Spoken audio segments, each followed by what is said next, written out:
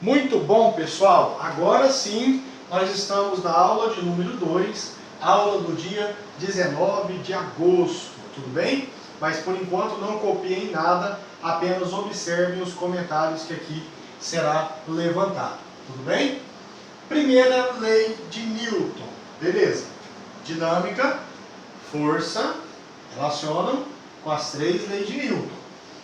A lei de Newton, a primeira lei de Newton, é chamada de lei da inércia. Então tome cuidado que aqui os vestibulares, eu já alerto vocês, pode estar trabalhando como primeira lei de Newton e como lei da inércia. Então o que eu falo para os alunos? Nem sempre quando eu tenho no mesmo estudo dois ou mais nomes diferentes, não estude só pensando em um nome. Então aqui você não vai estudar só pensando na primeira lei de Newton. Você também, lei da inércia. Sinônimos, tá bom? Falou na primeira lei de Newton, é a mesma coisa que lei da inércia. Tá, mas antes de nós entrarmos na discussão sobre a primeira lei de Newton, propriamente dita, a gente tem que discutir questões muito práticas do nosso dia a dia, que é o que Galileu propôs em exemplos práticos relacionados com condições de automóveis. Tá, lá não tinha automóveis naquela época, mas hoje a gente já tem e os livros trazem esse comparativo. Bom, vamos pensar, a gente está num carro e aí esse carro está a 80 km por hora. O motorista está ali com o pé no acelerador, velocímetro parou, chegou no 80 km por hora, ele tira o pé do acelerador. O que acontece com o carro, moçada? Com um certo período de tempo ele vai ficar se deslocando até parar, até sair da inércia de movimento e entrar na inércia de repouso. Tá? Mas a pergunta é, teria condição, teria possibilidade de este carro não parar? Vamos pensar. Ou, por que ele para? Você já parou para pensar isso? Por que o carro para? Estava com o pé no acelerador, dei 80 km por hora, só um exemplo, tá? Poderia ser outro resultado, outro valor de velocidade. Aí ele parou. Por que o carro para? Por vários fatores relacionados sempre à força. Primeiro, a força de atrito do pneu com o solo, se for no asfalto, pneu e asfalto, força de atrito.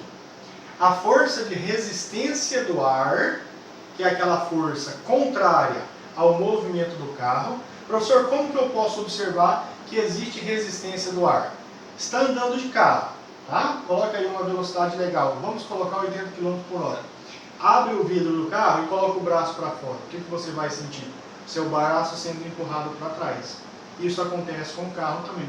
Por isso que a gente está aqui sentado no carro, existe o quê? Aquele vidro na frente, onde a gente olha por ele, né, para dirigir, chamado de para-brisa. A brisa não é um vento, vamos dizer assim, ela para o vento, para-brisa. E geralmente é assim inclinado o vento, né, o ar em movimento. Ele bate e sobe, e aí dá uma aerodinâmica no carro, tudo bem? E essa aerodinâmica, ela melhora o desempenho do carro, tudo bem? Ônibus. O ônibus é achatado. Caminhões, aqueles caminhões que não tem aquele focinho, né? Aquele que é achatado. Ele é achatado. A resistência do ar é muito maior. Então eu estou gastando muito mais petróleo do que se fosse um caminhão com uma aerodinâmica, ou seja, com aquele bico que o ar ele dá essa quebrada, sobe pelo teto do caminhão e vai embora, tá? Então era como se essa resistência do ar freasse o nosso automóvel. Beleza? Então o carro para por isso. Tá? A gente está vendo que condições práticas, efeitos práticos aqui do nosso dia a dia. Outra coisa também, que eu acredito que vocês já devem ter brincado, é muito legal, é quando a mãe está lavando a varanda, por exemplo, e aí está cheio de água, e aí ela vai e joga sabão em pó ou detergente no chão. O que é gostoso de fazer, pessoal? Deslizar, não é? A gente sai correndo, se joga de barriga no chão e vai parar lá na frente. Dependendo do impulso, se tiver um muro lá na frente, você vai e chapa de cara no muro. Tudo bem? Por que o deslizo quando o chão está molhado com sabão e não deslizo quando ele está seco? Porque o sabão, ele vai reduzir o atrito do seu corpo com o chão. Por isso que quando você está lavando a varanda, lavando a casa, você tem que estar, não pode trabalhar descalço, você não vai lavar o seu chão, esfregar cheio de sabão, estando descalço. Por quê? Porque a possibilidade de você escorregar é extremamente grande. Por quê? Porque você reduziu o atrito do seu pé ou do seu corpo com o chão. Tudo bem? Então, se existisse uma condição, no caso do automóvel, de eu reduzir o atrito do automóvel com o pneu e reduzisse esse atrito com a resistência do ar, esse carro ele teria uma maior condição de desempenho.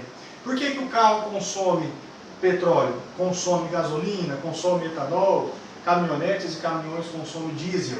Justamente porque o motor ele tem que fazer uma força contrária a essas, da resistência de atrito, da força de atrito do pneu com o solo, a resistência do ar, a própria massa do automóvel, tá? Um automóvel mais leve, ele tem um desempenho maior que um automóvel de maior massa, tudo bem? Não é maior peso. Tome cuidado, hein? Nós já estudamos física, a gente sabe que peso e massa são diferentes. Então, um carro de menor massa e um carro de maior massa. A massa também está relacionada com o desempenho do carro. Tudo bem, gente? Bom, nós já discutimos questões práticas. Agora vamos para a aula. Não copie, tá bom? Copie depois, eu vou pedir para vocês tirarem um print da tela para vocês copiarem. Beleza. Por que a primeira lei de Newton também é chamada de primeira lei, ou chamada de lei da inércia? A gente tem que entender o que é inércia, tá bom? Vamos acompanhar a leitura. Inércia é a propriedade que a matéria tem de manter o seu estado de movimento ou o seu estado de repouso. Tudo bem? Então imagine nós na sala de aula. Você olha para uma cadeira.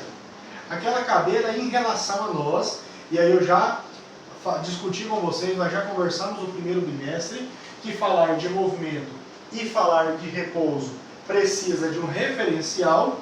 Nós temos que tomar muito cuidado com isso, tá? Quando o corpo está em movimento, quando o corpo está em repouso, depende do referencial. Tome cuidado com isso. Nós já estamos maduros na física para entender que nós não podemos fazer erros ou cometer erros assim, tá bom? Beleza. Então, vamos lá. Propriedade do móvel ou do corpo permanecer em movimento ou em repouso.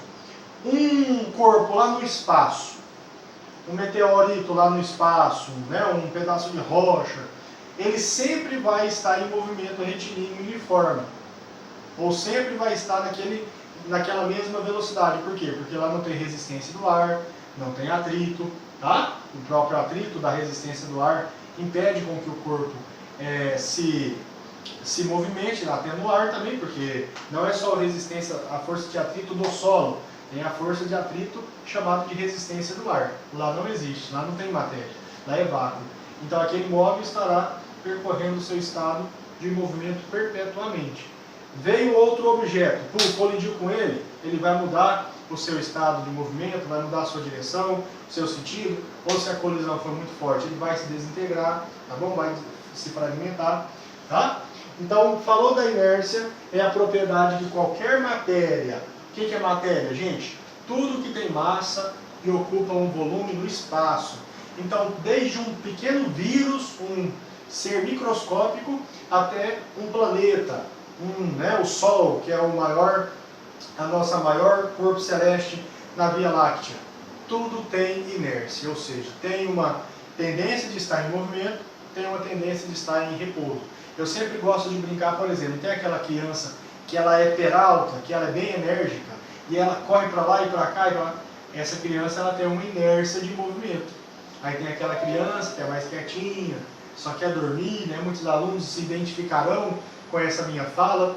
Pois é, se você tem aquela tendência de só ficar paradinho, dormindo, aquele sono, você tem uma inércia de repouso. Vamos agitar aí, tá bom? Isso aí não pode continuar existindo. Inércia de repouso não. Inércia de movimento, se for controlada, pode, tá bom? Beleza.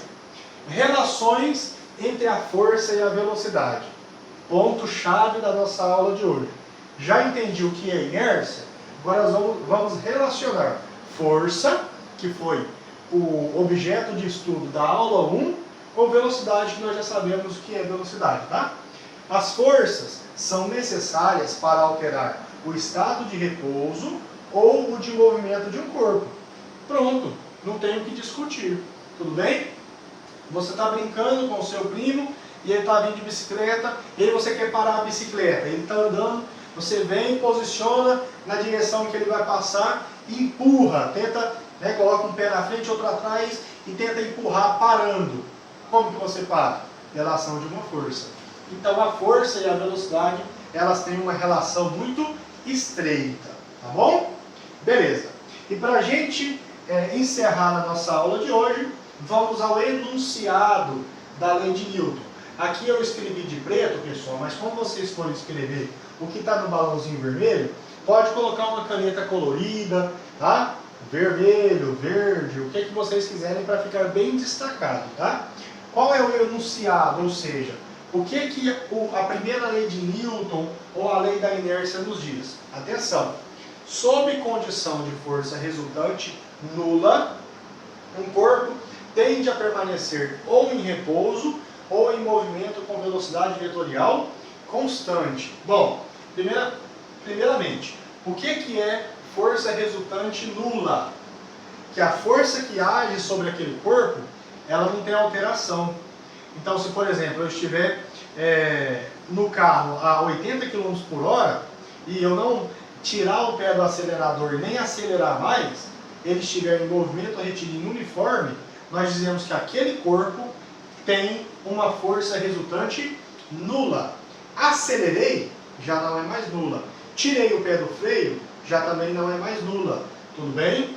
Então, sob condição de força resultante nula, o corpo tende a permanecer ou em repouso ou em movimento com velocidade vetorial constante. Vamos imaginar a cadeira na sala de aula. Eu olho para ela. Qual é a tendência que ela tem? Ou qual é a inércia que ela tem? A inércia de repouso. Ela ficará em repouso toda a vida, a menos que uma pessoa ou uma outra força vá lá e movimente ela. Então, ela está sob uma condição de força resultante, e essa força resultante, que nós iremos ver mais no futuro, chamada de força gravitacional e força normal, tudo bem? Mas não se preocupe com esses nomes agora. A cadeira tem a tendência de permanecer sempre em repouso. Vê o meteorito lá no céu, lá no universo, lá no vácuo. A tendência dele é permanecer em estado de movimento uniforme. Não altera, a força resultante sobre ele é nula, não tem alteração de força. Ele então vai permanecer sempre em movimento, e esse movimento é retilíneo e uniforme. Pessoal, não esqueçam do enunciado da lei da inércia ou primeira lei de Newton. Sob condição de força resultante nula, o corpo tende a permanecer ou em repouso ou em movimento com velocidade vetorial constante. Se a velocidade é constante, movimento retilíneo uniforme. Opa, professor, então quando nós estudamos MRU, eu já estava estudando a lei da inércia? Já, tá bom? A gente já estava estudando dinâmica, só que com um objetivo diferente. Tudo bem, pessoal? Galera, tirem print agora da tela, tudo bem? Esse pequeno texto é relacionado à aula 2, dia 19 de agosto. Como que eu vou avaliar a aula de vocês? Copiou o que está no caderno, o que está na lousa, copiou no caderno, fotografa e me manda a foto no privado. Só isso. Não teremos atividade nessa aula, porque o vídeo ele já está um pouco extenso, porque nós discutimos a aula 1 e fomos para a aula 2. Semana que vem, o que nós teremos? Segunda e terceira lei de Newton. E aí nós iremos fazer uns exercícios batuta sobre leis de Newton. Tá bom, pessoal? Um abraço, Deus abençoe, fiquem com Deus.